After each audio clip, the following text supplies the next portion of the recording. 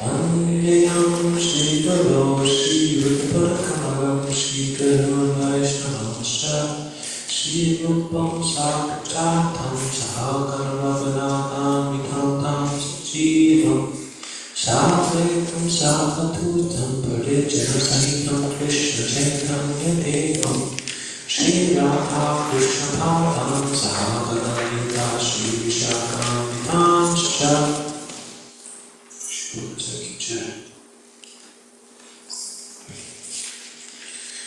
He Krishna Karuna Sindhu Dinabandho Jagatpate Gopesha Gopika Kanta Radha Kanta Namostate Tapta Kanchana Gaurami Radhi Vrindavaneshwari Vishubhanajate Devi Pranamami Hari Priye Vanchakapatarubhyascha Vipasam Rupevacha Paditana Bhavadebhyo Vaishnavebhyo Namo Namaha Shri Krishna Chaitanya Prabhu Nityananda Shri Advaita Gadadhar Srivasadi Gaur Bhaktavinda Hare Krishna Krishna Krishna Hare Hare Hare Rama Hare Hare.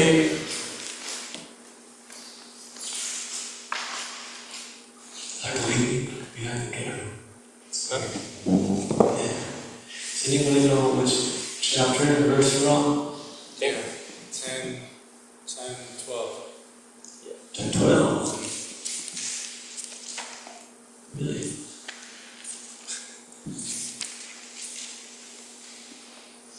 Okay. Reading from the Bhagavad Gita, chapter 10, up into the absolute text 12 and 13. Arjuna Vacha Paramna Paramdhama Pavitram Param Bhavam Purusha Shaskatam Divyam Adidevam Chandapum Abhastamam Rishayasar Edivarashir Naradastata Asito Devalo Vyasa Swayam Chaitra Varishime. Arjuna said, You are the Supreme Brahman, the ultimate, the Supreme Abode, and purifier, the absolute truth, the eternal divine person. You are the primal God, transcendental and original, and you are the unborn and all-pervading beauty. All the great sages such as Narada, Krishna, Deva, and Vyas proclaim this of you, and now you yourself are declaring it to me. Text 14. Sarvamita Dhammanyeyam Mam Vadasukeshava Nahi te bhagavam vyaktim vidurdivana dhanavaha. O Krishna, I totally accept as truth all that you have told me. Neither the gods nor demons, O Lord, know thy personality. Text 15. Swayam ivatmanatmanam vedha tvam purushottama bhuta bhavana bhutesha deva deva jagatpate. Indeed, you alone know yourself by your own potencies, O origin of all, Lord of all beings, God of gods, most of the universe, Lord of the universe. Text 16.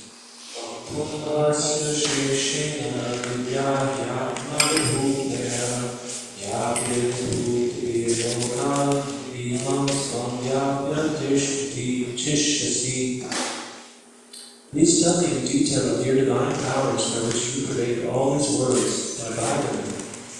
17. Katham vidyamaham yogim stam sada parichintayam keshu keshu shabhaveshu chintyosi bhagavam maya. How should I meditate on you? In what various forms are you to be contemplated, O blessed Lord? 18. Vistarena Atmano Yogam Vibhutim Chajanardana Puya Kataya Tritihi Shrivatonasti Evatam. Tell me again in detail, O Janardana, of your mighty potencies and glories, for I never tire of hearing your ambrosial words. 19. Shri Bhagavan Vacha Amdate Katayashyami Divyahya Vibhutaya Prabhanyata Kurusheshta Nastyam Bhakto Vistarasya Me. The Blessed Lord said, yes, I will tell you of my splendorous manifestations, but only of those which are prominent, or true, for my opulence is limitless. Text 20. Aham Atma Gudakesha Sada Bhutasya Sutta Aham Sakischa Nyamcha Bhutanam Vacha. I am the self, O Gurakesh, seated in the hearts of all creatures. I am the beginning, the middle, and the end of all beings. Text 21. Adityanamaham Vishnu Jyotisham Raviram Shunam Arishir Marutam Asmi Nakshatranamaham Shashi. Of the Adityas I am Vishnu, of lights I am the radiant sun, I am Marichi of the roots, and among the stars I am the moon. In text 22. Enam Samayenosmi Enam Asmi Vasavaha Indriyanam Anashasmi Bhutanam Asmi Chetana. Of the Vedas I am the Stama Veda, of the demigods I am Indra, of the senses I am the mind, and in living beings I am the living force, knowledge. So we'll go back to text 12. Read the translation. Purport by His Divine Grace Stacy Bhaktivedanta Swami Prabhupada, Sri Prabhupada Ki. Arjuna said, you are the Supreme Brahman, the ultimate, the Supreme Abode and Purifier, the Absolute Truth, and the Eternal Divine Person. You are the Primal God, Transcendental and Original, and you are the unborn and all-pervading beauty. All the great sages such as Narada, Asita, Devala, and Vyas proclaim this of you, and now you yourself are declaring it to me. Purport. In these two verses, the Supreme Lord gives a chance to the modern philosopher. For here it is clear that the Supreme is different from the individual soul. Arjuna, after hearing of the essential 4 verses of the Bhagavad Gita in this chapter, became completely free from all doubts and accepted Krishna as the Supreme Personality of Godhead. He at once boldly declares, you are Parabrahman, the Supreme Personality of Godhead. And previously Krishna states that he is the originator of everything, everyone. Every demigod and every human being is dependent upon him. Men and demigods out of ignorance think that they are absolute and independent to the Supreme Lord Krishna. That ignorance is removed perfectly by the discharge of devotional service. This is already explained by the previous verse by the Lord. Now by His grace, Arjuna is accepting Him as the Supreme Truth in concordance with the Vedic injunction. It is not because Krishna is an intimate friend of Arjuna that he is flattering him by calling him the Supreme Personality of Godhead, Absolute Truth. Whatever Arjuna says in these 2 verses is confirmed by Vedic truth. Vedic injunctions affirm that only one who takes devotional service to the Supreme Lord can understand Him, whereas others cannot. Each and every word of this verse spoken by Arjuna is confirmed by Vedic injunction. In the Kena Upanishad, it is stated that the Supreme Brahman is the rest for everything, and Krishna has already explained that everything is resting on Him. The Mundaka Upanishad confirms that the Supreme Lord in whom everything is resting can be realized only by those who engage constantly in thinking of Him. This constant thinking of Krishna is sadhana, one of the methods of devotional service. It is only by devotional service to Krishna that one can understand His position and get rid of this material body. In the Vedas, the Supreme Lord is accepted as the purest of the pure. One who understands that Krishna is the purest of the pure can become purified from all sinful activities. One cannot be disinfected from sinful activities unless he surrenders unto the Supreme Lord. Arjuna's acceptance of Krishna as the Supreme Pure complies with the injunctions of Vedic literature. This is also confirmed by great personalities, of whom Narada is the chief. Krishna is the Supreme Personality of Godhead, and one should always meditate upon Him and enjoy one's transcendental relationship with Him. He is the Supreme Existence. He is free from bodily needs, birth, and death. Not only does Arjuna confirm this, but all the Vedic literatures, Puranas, and histories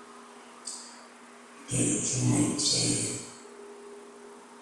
well, I can see when we do this, like, seeing some evidence of this one building, it's devastating. Now you can understand it. That's when you know it's better. That's true. But if you hear that, guidance, you hear Lord. Someone said, well, I didn't see it. You hear about it too.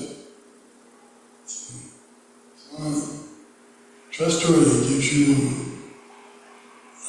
an eyewitness account.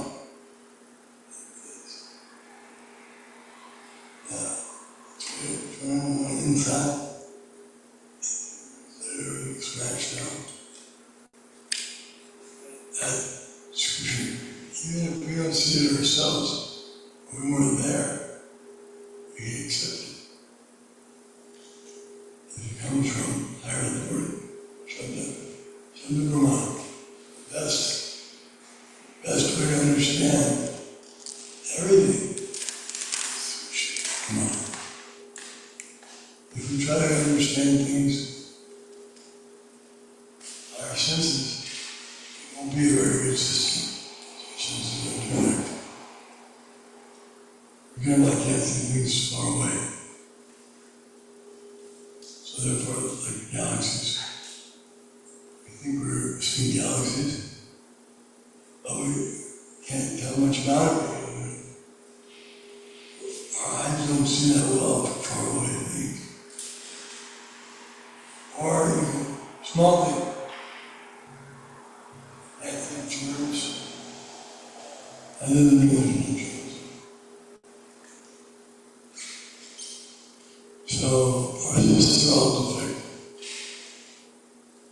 But if we hear from those who are not defective, since they're not limited, well, who's that? That's Krishna. That's God. And only God has senses that are completely beyond the material world. Amyani Shakti.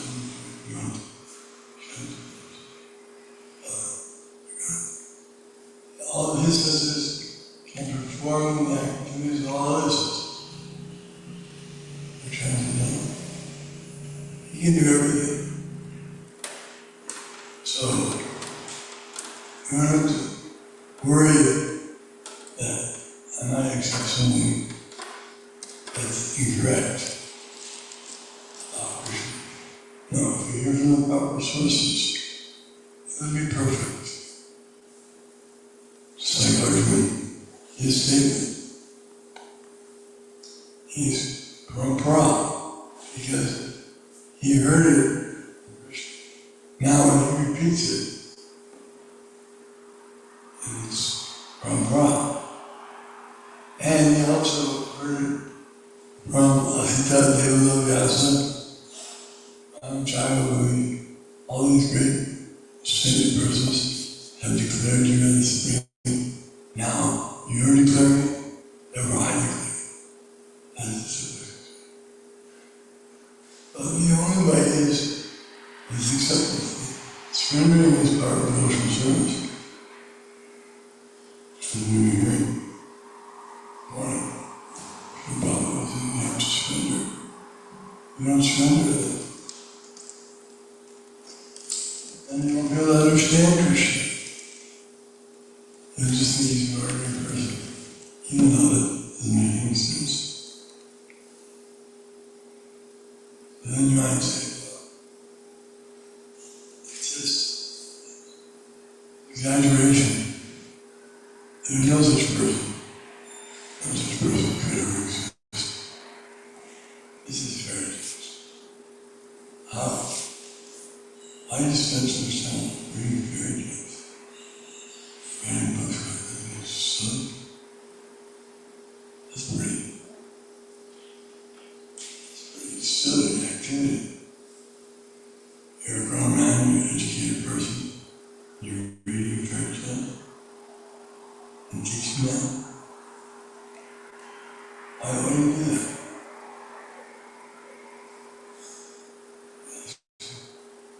Why do you do that? It was actually fairy tales. There's no, why do they have departments studying Vedic literature?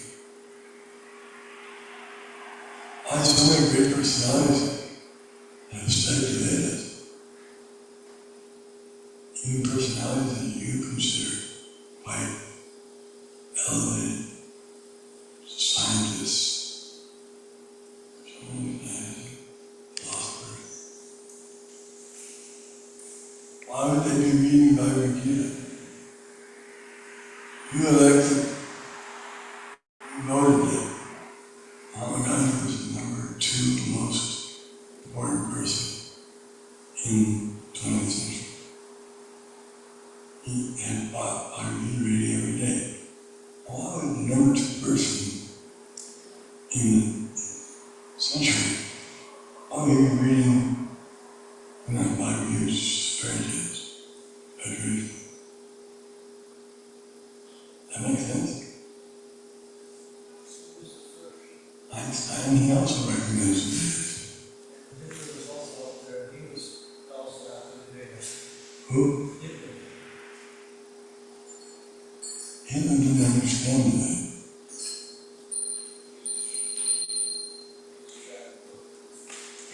Yeah, everyone can be attracted to everything, but these are great personalities. Einstein, Gandhi, Hare, decoration. So when we hear, and if you hear the subject of the Vedas, it's pretty difficult to say it's just very close. Because there's many things in there that don't sound like fairy tale. Like information about the soul. How would you describe the living force of love? If you use love, how would you describe it? As though fairy tale is describing it in a very profound way. So profound that you're not able to comprehend it. So, the best way to understand anything is through devotional service. Because through devotional service you can understand everything perfectly.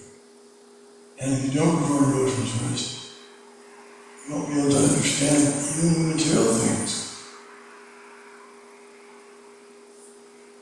Because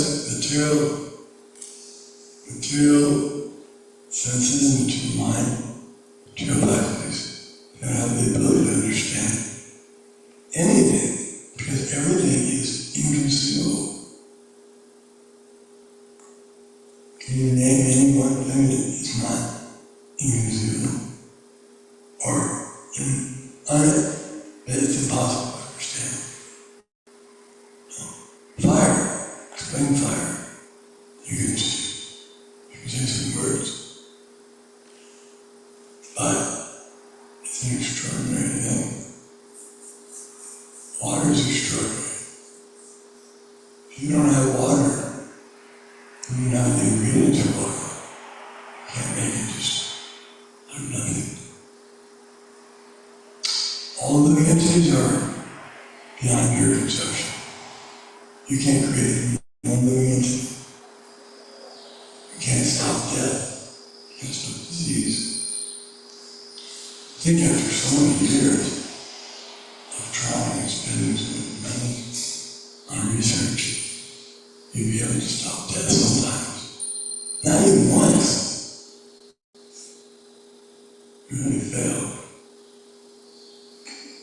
So we're going to just a few thoughts about gaining knowledge. The best way to gain knowledge of anything is by devotional service to Krishna. And because no one really understands, let's say he studies Earth, and you have a great authority on Earth. So then you ask, where did it come from, sir?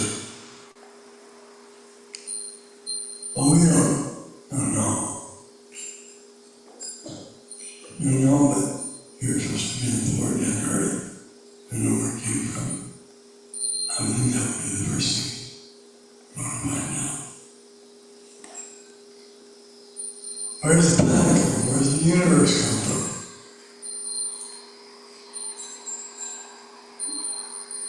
Where does anything, where does intelligence come from? Where does beauty come from? Where does love come from? Where does pain come from? Anything you want to analyze without going to church, you won't understand it.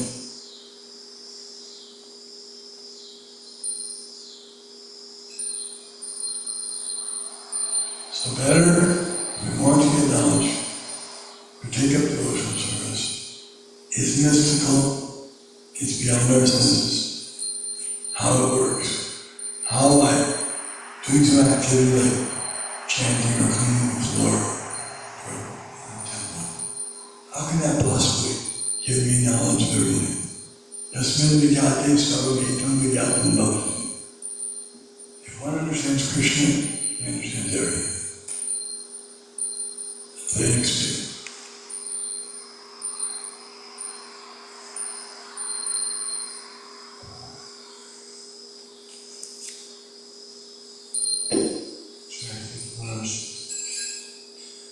Anybody have any thoughts? Yes. Mars, is it fair to say, I think this is a redundant question, that devotional service is always a leap of faith? Like, if we're preaching to somebody, can we tell them that we approach this through rational means? if we're preaching to someone, Can we tell them that we approach this by rational means? Or is rationality always relative to the person making the argument? it is rational by any calculation, because the topmost way, as we discussed, to receive knowledge from higher authority. That's the best way. Because if you weren't there, that way we won't know that this is perfect. So that's rational. And what's irrational about accepting this knowledge? It's written by great personalities. Even from a material point of view, a book written by a great personality like Vyasa would have to be honored. We're hearing today that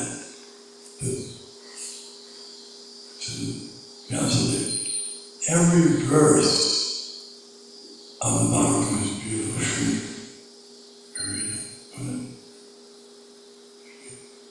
Srimad Bhagavatam is all beautiful. Pristine, intelligent poetry. Even you can't even compare. Take anyone who's learned in poetry, let him put together 18,000 verses in one lifetime. Do that. And then make them all rhyme, and make them all perfect, according to Sanskrit poetry, which is not ordinary, it's extraordinary. How can you understand all these words? So, that's rational. When you look at the language that today is written, and you see how elevated,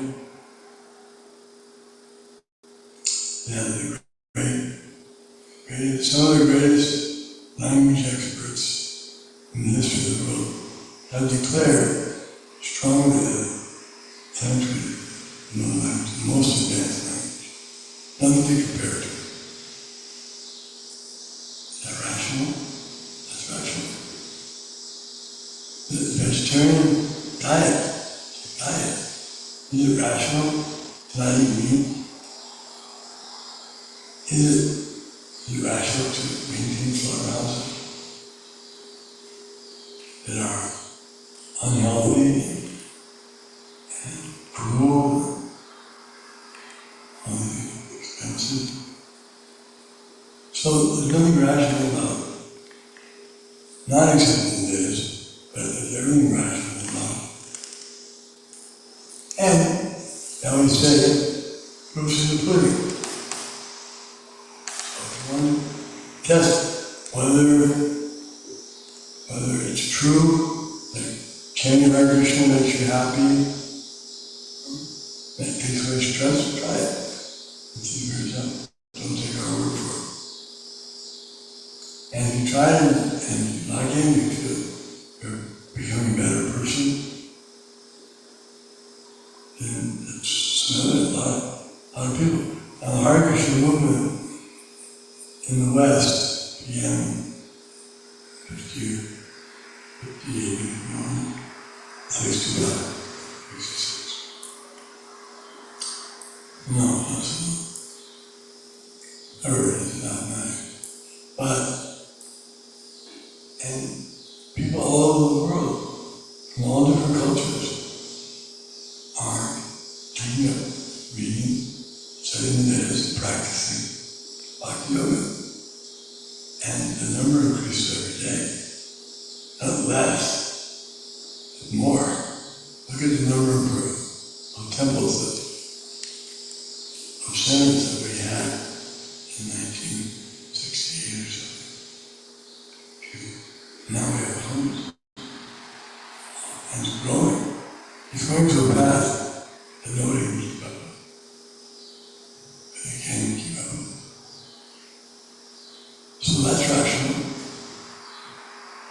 Rational people, rational countries are taking it. People are spending, how much money do they spend on our books? How many books we sell every million? And we get good money for it. Well, why would people pay money for useless garbage? Unless they're irrational. They're not irrational. That's actually irrational. Because they like it, they're getting good quality education. And they've got knowledge that surpasses anyone else's knowledge. So, from any angle of the vision, you can see that Krishna consciousness is rational. To believe in it, to experience it, is a rational decision.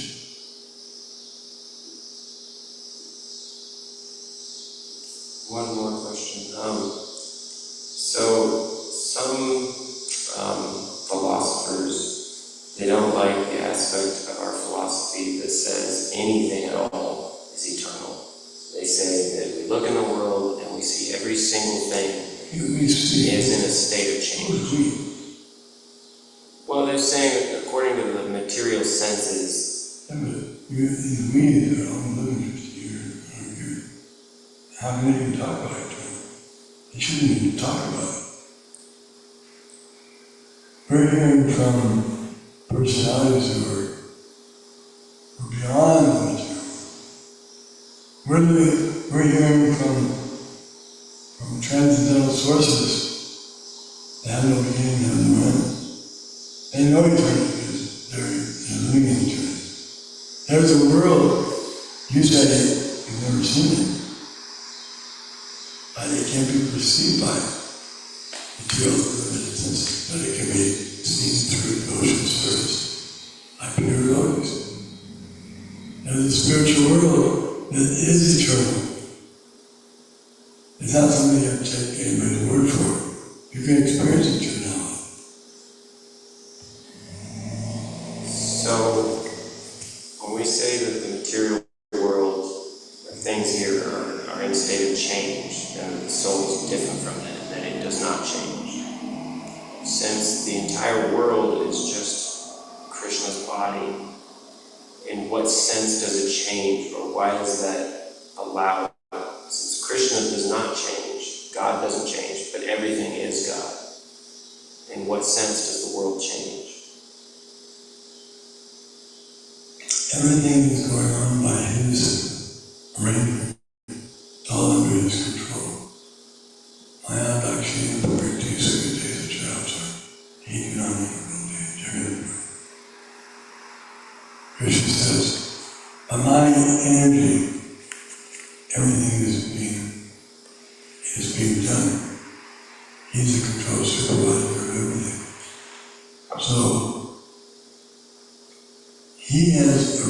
arranged everything so nicely that it appears that it is going on automatically.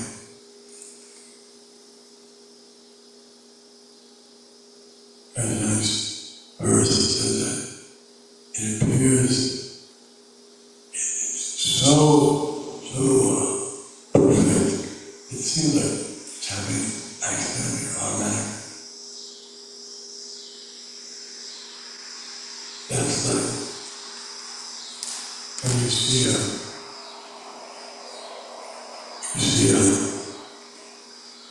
very advanced machine.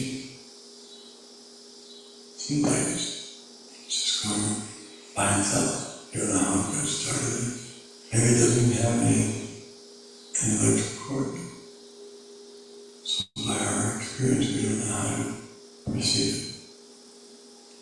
But these things can be, this knowledge is revealed to those who are qualified.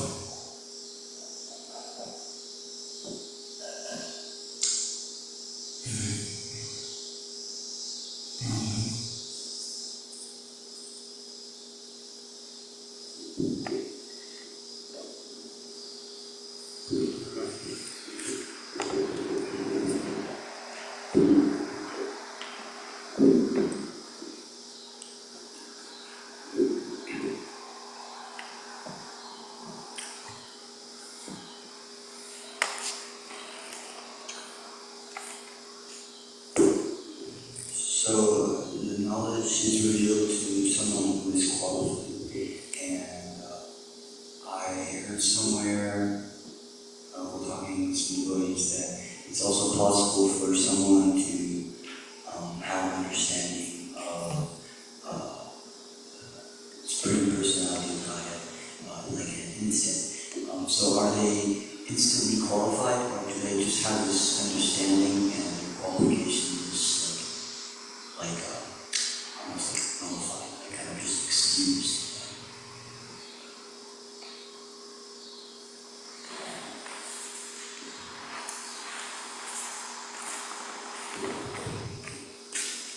The Buddha's asked Prabhupada how long it takes to surrender to Krishna. He said, one moment, you fully surrender to Krishna right now. And Maharaj pointed out the shloka that one who knows Krishna knows everything. So, if you fully know Krishna, then naturally you'll surrender to Krishna. So he actually says in this 10th chapter. He says, the one who knows my opulence is they surrender to me, they endeavor to me only.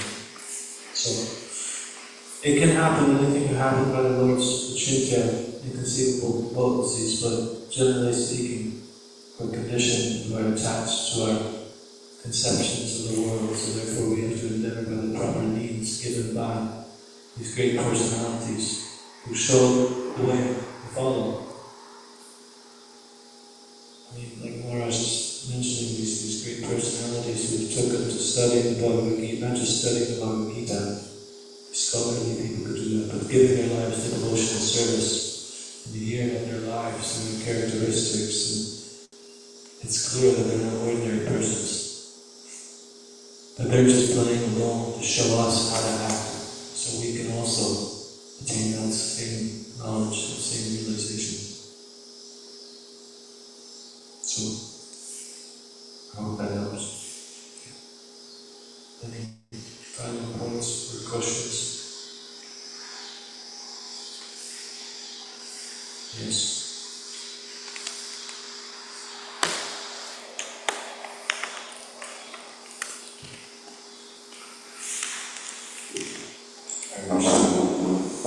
There's a point made in the purport. Srila Prabhupada says, he's the supreme existence. He's free from bodily needs, birth and death. And this is something that Prabhupada also touched on this morning in class. He said something that it's kind of straightforward, but I was wondering if maybe you had something maybe you could open it up a little more for me or expand on it. great. He said, Krishna comes, he appears here by his own desire, which I believe is called Atma-maya. And our appearance here is the same desire, but it's not independent like his desire is. Maybe you have something to add to that? What did we say in the class? He said that, we appear here in the material world for the same reason that Krishna appears.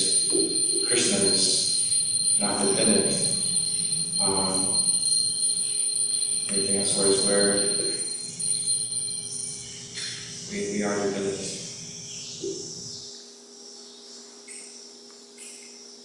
Maharaj would like to give us one last answer. Now, he had a desire,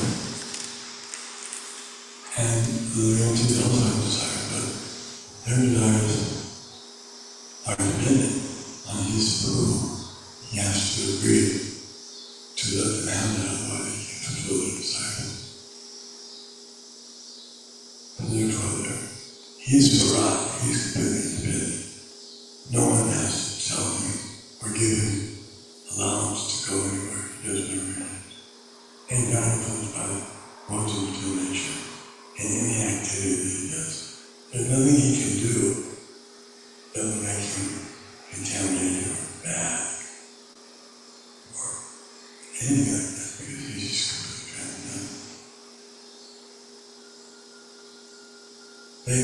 They try to put together the idea that the king can do no wrong. In a perfect kingdom, the king, everything he does is for the betterment of the citizens, and the kingdom therefore he can do no wrong. But the problem is, he has to be perfect. So that really applies only to Krishna. But Krishna also empowers a pure devotee to act like him and to be able to do amazing things. That's the empowerment of the Lord, Krishna Shakti. It's like spreading Krishna consciousness all over the world. It's not something anyone can do. One has to be especially empowered. Krishna Shakti being another term for the time. Otherwise you can't do it. Spread Krishna consciousness all over the world.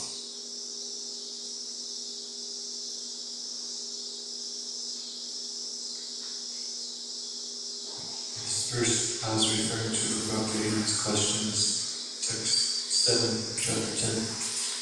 He who knows in truth this glory and power of Vani engages in unalloyed devotional service. Of this there is no doubt.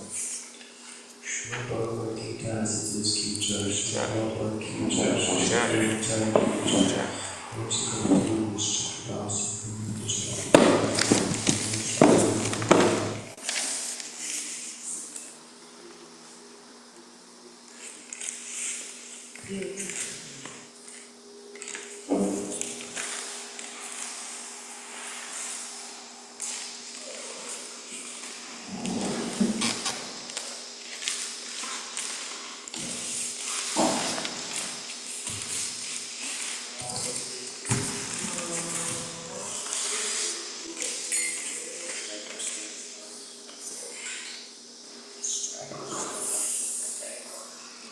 My shirt's still from that, and I think, get it off the bag.